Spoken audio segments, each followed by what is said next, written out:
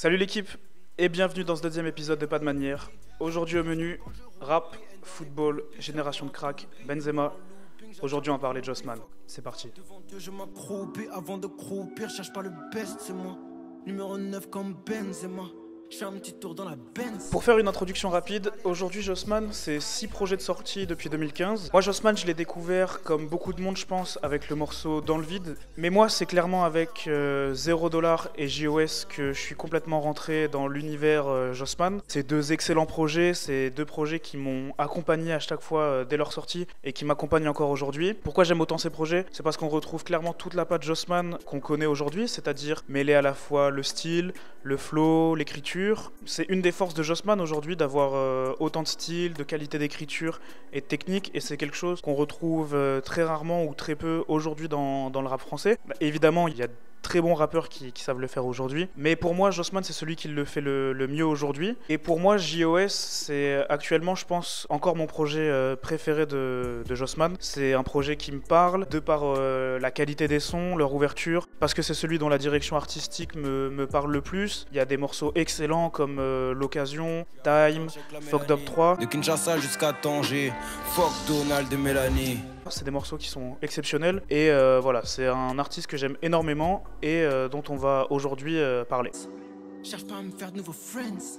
Je rappe pour les racks et les Benz. Et moi Jossman aujourd'hui, il me fait clairement penser à Karim Benzema. C'est deux cracks qui sont passionnés et qui sont sûrement le gratin dans leur domaine respectif. C'est clairement deux cracks qui sont un peu hors catégorie et qui ont cette tendance à se placer finalement un peu hors game. Quand je veux dire hors game, c'est dans le sens où par exemple, Jossman, c'est très rare de l'avoir en interview. Et en fait, Jossman et Benzema, c'est des mecs que t'as forcément envie d'aimer parce que c'est des passionnés et parce que tu sais que c'est les meilleurs dans ce qu'ils vont faire. Mais le fait que parfois ils aient ce petit côté arrogant, donc Jossman dans les textes ou Benzema sur certaines déclarations qu'il a pu avoir, c'est quelque chose qui fait que c'est beaucoup plus simple de leur tomber dessus que tomber sur un autre rappeur ou un autre footballeur par exemple. Et Jossman actuellement il me fait clairement penser à Benzema entre 2010 et 2014, au moment où il était parfois sous le feu des critiques des journalistes madrilènes. En fait on sait que Jossman c'est un crack, on sait qu'il fait sûrement partie des meilleurs et on sait qu'il a un potentiel qui lui permet de tutoyer les sommets exactement comme Benzema. Sauf que pourquoi je dis que Jossman il me fait penser à Benzema entre 2010 et 2014, c'est parce que lorsqu'il sort Split, il va clairement se retrouver sous le feu de certaines critiques. On va pas revenir sur Split, c'est un album qui malheureusement n'a pas été validé par une partie de sa fanbase, car trop ouvert, etc., etc. On attend toujours une confirmation de Jossman comme un véritable numéro 9 qui plante à chaque sortie. Et pour continuer l'analogie, JOS pour moi c'est la saison 2012 de Benzema. Et moi pourquoi ça me fait penser à cette saison? Parce que Benzema a été exceptionnel cette saison et JOS est un album qui a concrétisé les attentes et qui en plus a terminé disque d'or. Mais Split pour moi s'apparente clairement à la saison 2013 de Benzema, au moment où il est de nouveau critiqué par les journalistes madrilènes, au moment où en équipe de France il n'arrive plus à marquer de but, et au moment où Mourinho le remet sur le banc.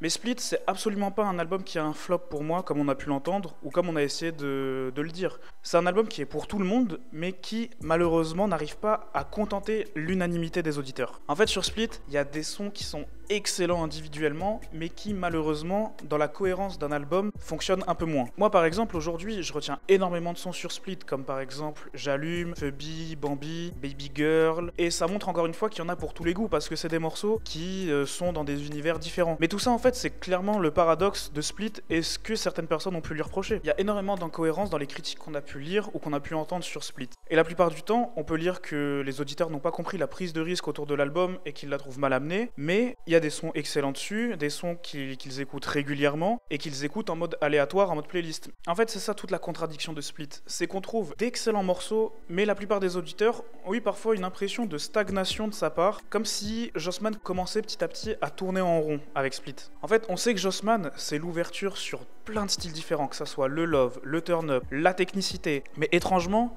sur Split, on a eu l'impression d'une certaine stagnation. On a même pu lui reprocher de faire du Jossman, de tirer sur la corde Jossman et de tirer sur la corde des thèmes qu'il abordait. Mais ici, là, le but, c'est absolument pas de descendre Jossman, c'est de comprendre pourquoi Split n'a pas aussi bien fonctionné que le public et que Jossman l'aurait voulu. Ah là là, cet album. Pour trop de raisons, je vais me rappeler toute ma vie de cet album. Et puis de toute manière, on est clairement beaucoup plus critique avec les artistes que l'on apprécie énormément. Aujourd'hui, Jossman, c'est plus du tout un rookie. Mais personnellement, je le vois pas non plus comme accompli à 100%, au niveau où il devrait être. Si on doit citer un exemple, Hamza, c'est un rappeur qui n'est plus du tout un rookie dans l'imaginaire collectif depuis 1994. Alors moi et plein d'autres auditeurs, on se butait déjà à H24, à Zombie Life, et on savait qu'Hamza c'était un crack, mais c'est pas des albums de confirmation qui permettent de passer un cap, à la différence de 1994. Alors que Jossman, après JOS, on attendait que Split ça soit finalement cet album de confirmation. Mais comme il a reçu certaines critiques négatives, on a l'impression que il n'a pas réussi encore à passer ce cap. Mais il y a eu une énorme remise en question de la part de Jossman après la sortie de Split. En fait, aujourd'hui, quand Jossman part de Split, même lui se rend compte de toute l'attente qu'il pouvait y avoir autour de cet album. Et il sait que l'accueil n'a pas été celui qu'il aurait aimé avoir, et il s'est énormément remis en question par rapport à ça. C'est là que Jossman s'est réellement rendu compte de son nouveau statut. Et là, Jossman, en 2021, il revient avec un petit EP avec son frère qui s'appelle Mister JOS.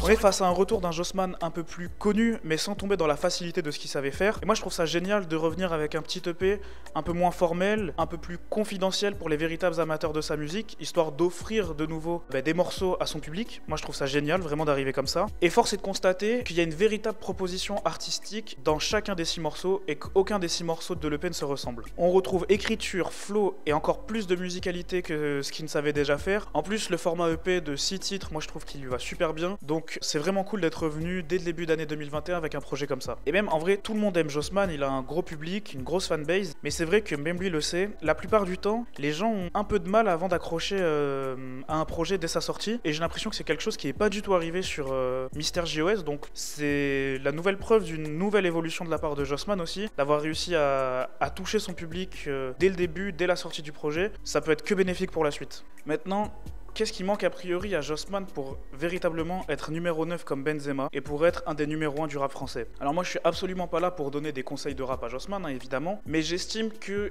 faudrait que Jossman peut-être aille dans la continuité de ce qu'il a pu nous offrir avec Mister JOS. On a toujours une aussi belle écriture, une super plume, on tombe jamais dans la technique pour la technique, ce qui est vraiment très fort avec des rappeurs qui viennent de cette école de technicité, et comme je le disais précédemment, on a une musicalité encore plus poussée, et je trouve que réellement il a véritablement passé un cap au niveau de la musique.